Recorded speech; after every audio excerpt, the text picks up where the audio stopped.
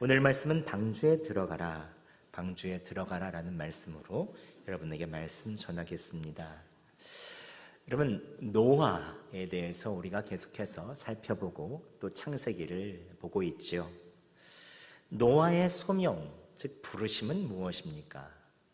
하나님께서 노아를 부르신 이유는 심판날을 대비하여 방주를 만들고 또 사람의 대표로 의로운 사람으로서 그에 있는 생명을 보존하고 모든 짐승들을 태워서 이 땅에 있어서 모든 생물의 씨가 끊어지지 않게 하는 것, 이게 바로 이 노아의 사명이며 소명입니다.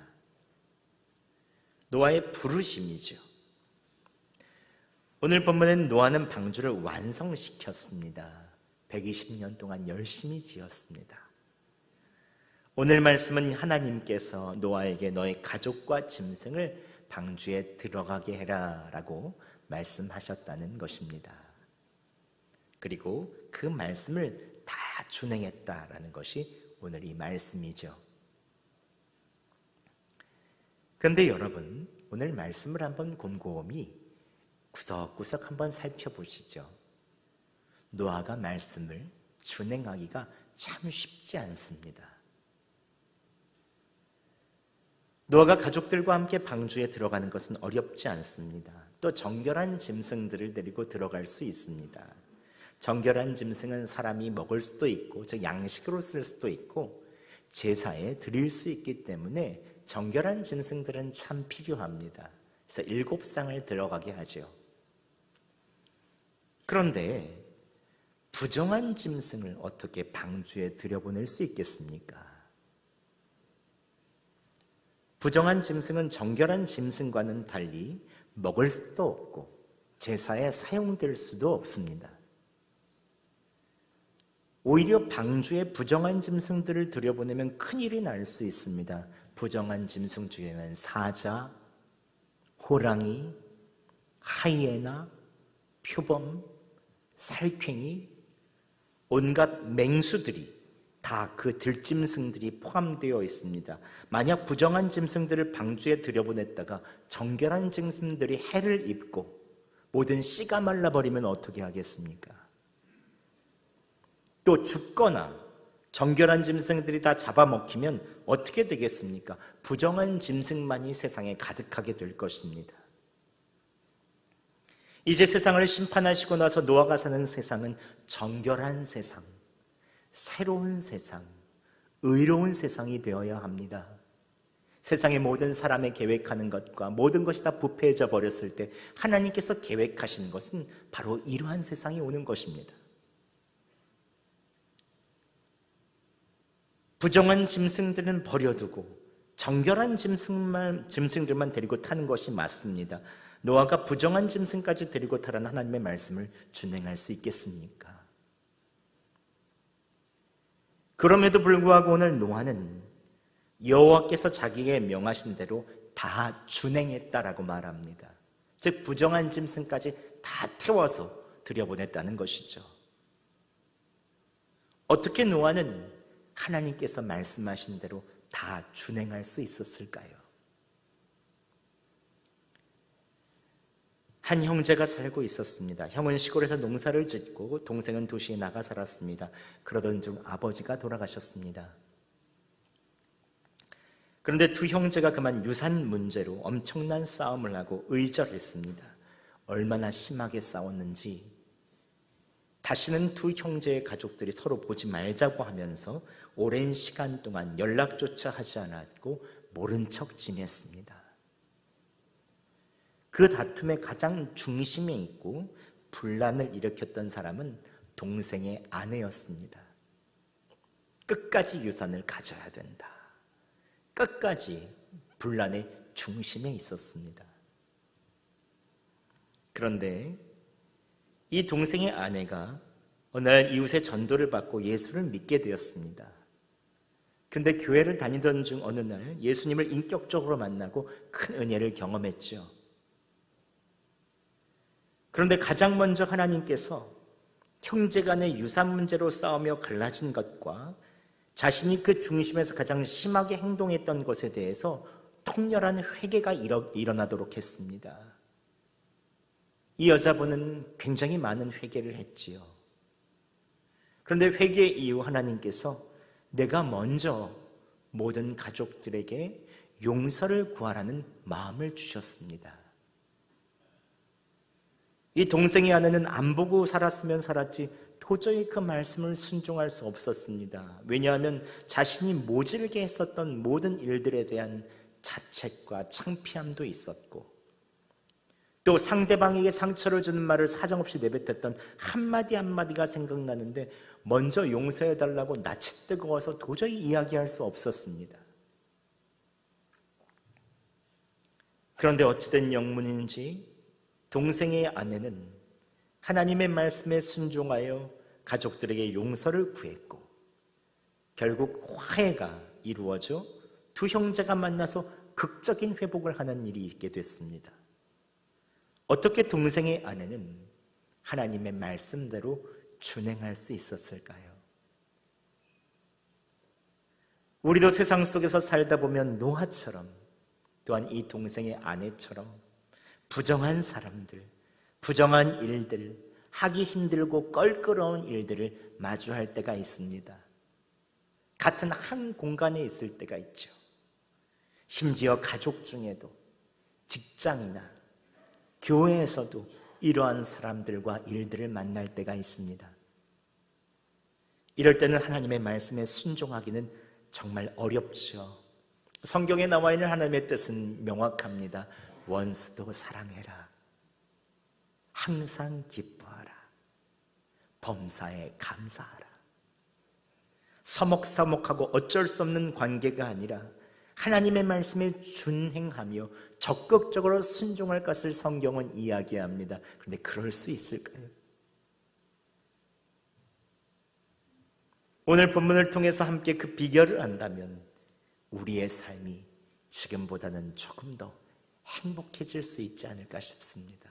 오늘 본문을 통해서, 말씀을 통해서 함께 어떻게 하면 우리가 주님의 말씀에 다 순종할 수 있을지, 준행할 수 있을지 함께 살펴보도록 하겠습니다. 지금으로부터 5,000년 전 노아는 드디어 방주를 완성했습니다. 노아는 정말 기뻤을 것입니다. 이제 120년 동안 이루어지는 하나님의 약속이 이루어지겠구나. 약속하신 비를 내리겠구나. 그동안 사람들의 멸시와 조롱의 말들을 120년 동안 들어야 했던 시간들, 가난한데도 불구하고 거대한 방주를 온 힘을 다해서 짓고 지어야 했던 시간들이 노아에게 다 스쳐 지나갔을 것입니다. 노아는 방주를 완성한 이 모든 일에 하나님께 감사했을 것입니다. 그런데 갑자기 하나님께서는 노아에게 이해할 수 없는 명령을 내리십니다. 함께 2절 말씀 저희가 봉독하겠습니다. 시작. 너는 모든 정결한 짐승은 암수 7씩, 부정한 것은 암수 2씩을 내게로 데려오며. 서두에 말씀드리신 대로 정결한 짐승은 양식으로도 예배용으로도 사용할 수 있죠. 근데 부정한 짐승은 어느 곳에든지 쓸모가 없습니다. 정결한 동물들까지 해치고 문제를 일으킬 것이 분명합니다. 부정한 짐승들은 먹을 수도 없고 아무 때도 쓸 데가 없는데 두 쌍씩이나 방주로 들여보내라는 것이 도저히 이해가 되지 않습니다. 게다가 하나님의 심판은 이제 세상에 있는 모든 악한 것, 부정한 것을 멸하시기 위해서 하나님이 심판하시는 것입니다. 그런데 부정한 것은 그렇다면 이제 방주로 들어오게 해서는 안 됩니다. 죽게 내버려 두는 것이 맞습니다. 그런데 노아에게는 더 근심스러운 일 한 가지가 있었습니다. 부정한 짐승처럼 그의 아들 중에 하나님을 경외하지 않고 세상에 부패한 사람들처럼 사는 그런 아들이 한 명 있었습니다. 셈, 함, 야벳 세 아들 중에 둘째 아들 함이 그러했습니다. 실제로 훗날 함은 홍수 이후에 죄가 급속하게 땅에 퍼지는데 아주 큰 역할을 담당합니다. 한 가지 예로 홍수 이후 노아가 그만 포도주에 취해서 장막 안에서 벌거벗고 자고 있었습니다. 그때 둘째 함은 아버지의 벌거벗은 모습을 보고 허물을 가려주거나 덮어주지 않고 형제들에게 와서 그것을 조롱거리와 웃음거리로 삼습니다. 아버지의 수치를 드러내는 죄를 저지릅니다. 그러나 다른 두 형제 셈과 야벳은 그 소리를 듣자마자 옷을 가져다가 뒷걸음질 치며 아버지의 있는 모습을 보지 않고 아버지의 하체를 덮었다라고 성경에 나와 있죠. 게다가 둘째 아들 함의 아들 이름이 가나안이었는데 훗날 가나안의 아들들은 가나안 땅의 7 족속의 조상이 됩니다. 가나안 땅의 7 족속은 어떤 족속입니까? 하나님께서 출애굽한 이스라엘 백성에게 반드시 멸하도록 신신당부한 가장 우상숭배와 가장 죄악에 빠지고 부패한 족속이 이 가나안 7 족속입니다. 함은 가나안 7 족속의 첫 조상이 되는 사람이죠. 노아는 세 아들 중에 세상 사람들과 별다를 것이 없는 둘째 함만 보면 한숨이 나왔을 것입니다. 저 아들을 어떻게 하노? 의롭고 하나님 앞에 완전한 노아는 하나님께서 가족과 짐승들을 데리고 방주로 들어가려고 했을 때 많이 고민했을 것입니다. 하나님, 부정한 저 동물들 어떻게 해야 될까요? 하나님을 모르는 제 둘째 아들은 또 어떻게 해야 될까요? 이들을 방주에 함께 데리고 들어가는 것이 맞습니까? 아마 노아가 방주에 들어가기 전날 그 밤은 참 길었을 것입니다. 여러분, 부르심이 없으면 말씀대로 다 준행할 수가 없습니다. 그럼에도 불구하고 오늘 하나님께서는 노아가 온 가족과 모든 짐승을 다 데리고 방주에 들어가게 하십니다. 방주엔 정결한 것, 거룩한 것, 의로운 것만 있어야 할 것 같지만 하나님께서 노아가 부정한 모든 가족과 모든 짐승을 다 데리고 방주에 들어가게 하십니다. 그래서 하나님께서 하신 말씀을 다 준행하게 하시죠. 그렇다면 왜 하나님께서는 부정한 짐승, 부족한 사람들을 함께 방주에 넣으시는 것입니까? 정결한 사람과 정결한 짐승들만 넣으면 되는 것 아니겠습니까? 여러분, 몸속에도 좋은 균만 있으면 병에 걸리지 않을 것 같지만 오히려 병에 쉽게 걸릴 가능성이 높습니다. 좋은 균과 나쁜 균이 공존하면서 함께 싸워야 진짜 병균이 들어올 때 힘을 가지고 저항할 수 있는 힘이 생기죠. 그리스도인들도 마찬가지입니다. 내 옆에 힘든 사람, 부정해 보이는 사람, 부정해 보이는 일, 심지어 공격하는 사람들이 있을 때 불편하지만 그리스도인들은 그것으로 인하여 세상 속에서 건강하게 살 수 있습니다. 나의 가정, 일터, 그리고 심지어는 교회에서도 이런 사람들과 함께 있을 때 온전히 그리스도인들은 건강한 신앙생활을 해나갈 수 있지요. 하나님께서는 노아가 오늘 하나님의 의로운 백성으로 건강하게 살게 해주고 싶으셨습니다. 이게 하나님의 마음입니다. 구약에서 대표적인 왕, 하나님의 마음에 합한 사람 다윗의 삶은 어떠했습니까? 그의 삶도 편하지 않았습니다. 하나님께서는 그를 왕으로 기름 부으시는 그때부터 질투하는 사울 왕과 한 배에 태우십니다. 끝까지 사울 왕이 그를 쫓아오게 하고 그를 공격하게 하고 위기에 몰아넣게 하시죠. 시편에 보면 다윗은 매일마다 광야와 동굴을 전전하며 눈물로 기도합니다. 나의 하나님, 나의 하나님, 어찌하면 좋겠습니까? 그때마다 하나님께서는 다윗의 내면과 더러움과 악을 직면하게 하시고 정결하게 하나님의 시간을 기다리게 하는 이스라엘의 참다운 의로운 왕으로 매일마다 세워 가시는 것입니다. 이처럼 하나님의 부르시는 사람 옆에는 반드시 그 옆에 부정한 사람들, 부정한 일들이 계속 있습니다. 편한 삶만 있지 않습니다. 노아도 방주 안에 부정한 짐승들을 통해서 정결한 짐승이 온전히 건강할 수 있게 하십니다. 또한 방주 안에 의롭고 완전한 노아 옆에 철없고 믿음 없는 둘째 아들 함을 두셔서 노아가 더욱더 주님을 의지하고 주님께 믿음으로 나아가는 믿음의 사람으로 빚어주시는 것입니다. 이제 노아가 살 세상은, 모든 심판이 끝나고 나서 살 세상은 100% 완전한 세상은 아닙니다. 노아가 이제부터 살 세상은 정결한 것과 부정한 것이 공존하는 세상입니다. 그럴 때 내가 구원받은 하나님의 자녀, 내가 하나님의 사랑받는 사람이라는 그 부르심에 확신이 있어야 합니다. 명확한 하나님의 부르심, 소망과 그리고 이러한 부르심에 확신이 있어야, 믿음이 있어야 이런 세상 가운데서 살아나갈 수 있지요. 여러분, 그래서 하나님께서는 교회를 두셨습니다. 교회는 방주와 같습니다. 교회는 부르심을 받은 사람들의 모임이죠. 하지만 100% 완전하지 않습니다. 하나님께서 교회 내에 때로는 부정한 일들, 부정한 사람들을 놓으시죠. 때로는 그 사람이 언제 변할까, 그 일이 언제 끝날까 하면서 너무 힘들어하는 시간을 보낼 때도 있습니다. 그러나 하나님께서는 이 모든 아픔과 부정한 것들을 통해서 거룩한 성도들을 빚어가시고 내가 그리스도인이라는 소명의식을 명확하게 해주시죠. 주님을 바라보지 않고는 한순간도 거룩할 수 없다는 예수님과의 동행의 길로 우리를 인도하여 주시는 것입니다. 우리는 지금 대림절, 예수님의 탄생을 기다리는 절기를 보내고 있습니다. 여러분, 예수님께서 태어나신 곳은 완전하거나 깨끗하거나 거룩한 곳이 아니었습니다.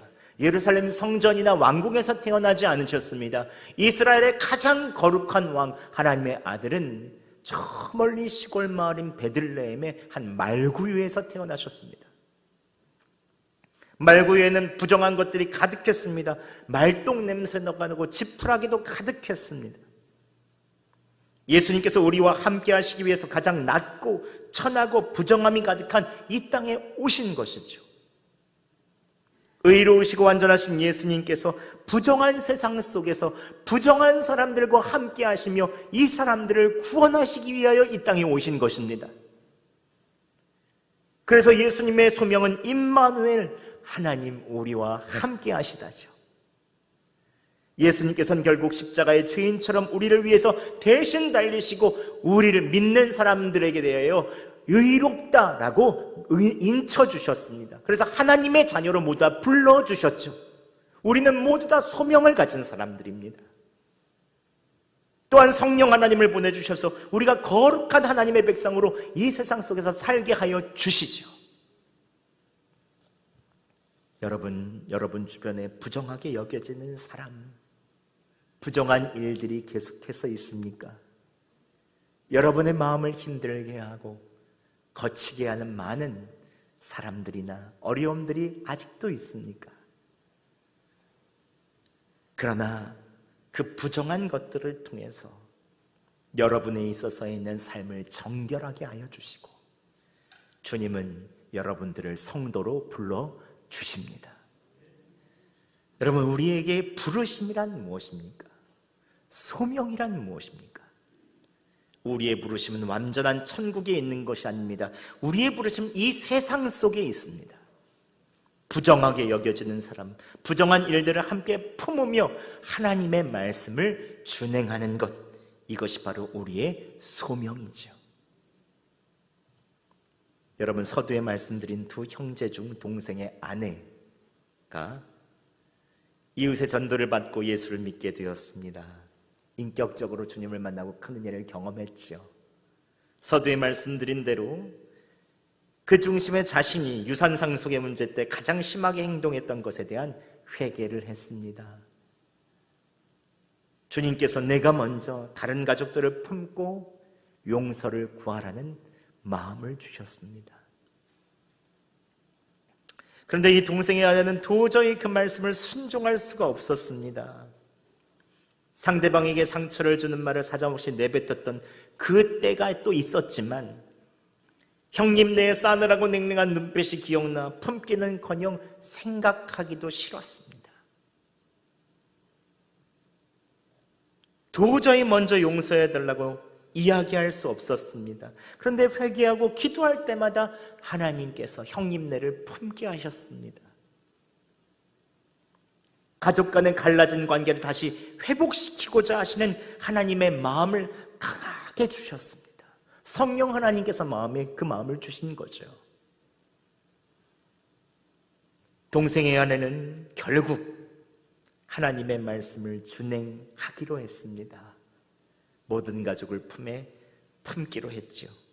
먼저 시골에 사시는 아주버니, 동서, 아이들의 내복을 사고 정성스럽게 편지를 써서 선물을 보냈습니다. 자신의 잘못을 고백하고 모두 내 책임이라며 용서를 구했죠. 그런데 돌아오는 것은 아주 냉랭한 반응뿐이었습니다. 동생의 아내는 민망함과 죄송함, 자책감으로 움츠러들었습니다. 그러면 그렇지, 내가 그렇게 심하게 이야기하고 모질게 굴었는데 나를 용서하겠나? 이러한 답이 돌아올 때 여기까지인가 보다 생각이 들었습니다. 그런데 하나님께서는 기도할 때마다 생각나시게 하시고 불편해서 살 수가 없게 하셨습니다. 끝까지 품어야 된다는 마음을 주시고 용기와 힘도 주셨습니다. 동생의 아내는 다시 다음 해의 명절에 선물과 회개의 편지를 보냈습니다. 한 해가 지났지만 여전히 반응은 냉랭했습니다. 그러나 하나님의 있는 마음은 여전했습니다. 2년이 지났습니다. 하나님의 말씀을 또 준행했습니다. 선물을 사고 회개의 편지를 보내며 형님 댁에 그것을 보냈습니다. 그런데 3년이 되는 해 반응이 달라지기 시작했습니다. 명절 때 윗동서와 전화통화가 되었습니다. 먼저 미안하다, 용서해달라 말하면서 서서히 굳어졌던 관계들이 녹아내리기 시작했습니다. 4번째 되는 해 설날 두 형제가 만나는 극적인 회복이 있었습니다. 그리고 온 가족이 이 동서, 이 둘째 아들에 있는 부인 때문에 예수 그리스도를 믿게 되는 놀라운 복음의 소식까지 있었습니다. 여러분, 이 동생의 아내는 포기하지 않고 말씀을 순행했습니다. 끝까지 형님네를 품었습니다. 마음이 상하고 때론 낙심도 되었지만 끝까지 주님을 바라보며 말씀을 준행했고, 하나님께서는 이 모든 가족들을 사랑의 방주, 구원의 방주로 들어오게 하신 것입니다. 결국 하나님의 구원이 가족에 임하게 되었죠. 여러분, 소명이란 무엇입니까? 때로는 부정하게 보이고 힘든 사람, 어려운 사람들을 만날 때마다 내가 그리스도인이라는 것을 명확히 믿고 말씀을 준행하는 것입니다. 소명이 흔들리는 사람들은 끝까지 말씀을 준행하지 못합니다. 부정한 사람, 부정해 보이는 일들이 있으면 피하거나 하나님의 말씀대로 준행하다가 결국 낙심하고 포기하고 말죠. 하지만 소명의 사람은 부르심을 다시 생각하고 다시 확고한 말씀으로 나아갑니다. 내 힘으로 할 수 없음을 깨닫고 매일 주님을 의지하죠. 주님은 하실 수 있습니다. 그때 하나님께서 말씀을 준행할 수 있는 힘과 용기를 주시죠. 여러분, 죄와 부패가 가득한 세상 속에서 하나님께서 명하신 것을 다 준행하는 것은 힘든 일입니다. 내 뜻대로 무엇을 세울 수 있고 내 뜻대로 어떻게 내 힘으로 어떻게 말씀을 준행할 수 있겠습니까? 날마다 우리의 순간에 분노와 욕심에 무너지고 죄책감으로 또 무너질 때가 있지요. 하지만 내 힘이 아닌 예수 그리스도, 우리를 위하여 이 세상에 오셔서 십자가를 주시고 돌아가신 그 예수님의 그 보혈과 십자가의 공로를 의지할 때 우리는 다시 또 나아갈 수 있는 힘과 담력을 얻게 되는 것입니다. 노아는 소명을 가지고 모든 사람들, 짐승들까지 다 품고 방주로 들어갔습니다. 하나님의 말씀을 준행했습니다. 5절에 이렇게 말하고 있습니다. 노아가 여호와께서 자기에게 명하신 대로 다 준행하였더라. 소명이란 끝까지 부정해 보이는 사람들 일들을 품고 말씀을 준행하는 것입니다. 우리가 그리스도의 소명을 따라서 사람들을 품고 말씀을 준행하기 위해서 꼭 해야 되는 것이 있습니다. 여러분, 말씀을 꼭 묵상하시기 바랍니다. 하루에 조용한 시간을 가지고 꼭 한두 구절이라도 그 말씀을 다시 한번 되뇌어 보세요. 그리고 말씀을 듣고 보지 않는다면 어떻게 하나님의 마음을 알고 그 말씀을 순종할 수 있겠습니까? 그래서 우리는 말씀을 듣는 대로 순종할 것들을 작은 것이라도 적용해 보아야 합니다. 가정과 직장에서 말씀대로 준행하는 것이 쉽지 않겠지만 사소한 한 가지라도 말씀을 적용해 보세요. 오늘 말씀을 들은 것, 내가 말씀을 본 것, 그리고 묵상한 것, 단 한 가지라도 여러분 순종해 보세요. 하나님께서 그 위에 역사하여 주실 것입니다. 말씀을 맺겠습니다. 여러분, 하나님께서는 방주 안에 부정한 짐승도 데리고 들어가라고 말씀하십니다. 그래서 노아에 있는 모든 모습들을 다시 한번 의인의 모습으로, 믿음의 사람으로 훈련하여 주시죠. 우리도 그리스도인으로 부르심을 명확히 가지고 정결케 될 수 있도록 하나님께서는 우리에게 모든 사람들을 함께 데리고 방주로 들어가라고 말씀하십니다. 여러분, 주님의 말씀을 준행하며 여러분의 삶 속에서 모든 사람들을 품에 안으시기 바랍니다. 그리고 여러분에 있어서는 여러분이 할 수 없다면 예수 그리스도의 공로를 의지하여 말씀을 준행해 보시기 바랍니다. 그때 주님께서는 구원의 방주 안에서 누리는 참다운 평강을 여러분에게 주시고 모든 사람들과 함께 구원의 방주, 사랑의 방주로 들어가는 큰 은혜를 허락하여 주실 것입니다. 여러분의 부르심, 그것은 바로 그리스도인입니다. 하나님의 성도로서 이번 한 주간 주님의 말씀을 준행하며 사는 여러분 되시기를 예수 그리스도의 이름으로 축원합니다. 아멘.